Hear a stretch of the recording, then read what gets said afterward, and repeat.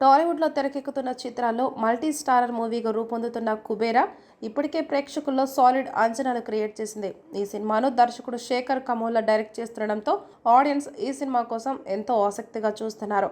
ఇక ఈ సినిమాలో స్టార్ కాస్టింగ్ కూడా ఈ సినిమాపై అంచనాలు పెరగటానికి కారణమని చెప్పాలి. అక్కినేని నాగార్జున, తమిళ hero Dhanush, national crush Rashmika Mandanna Kubera చిత్రంలో నటిస్తుండడంతో ఈ సినిమా ఎప్పుడెప్పుడు రిలీజ్ అవుతుందా అని అందరూ ఆసక్తిగా చూస్తున్నారు.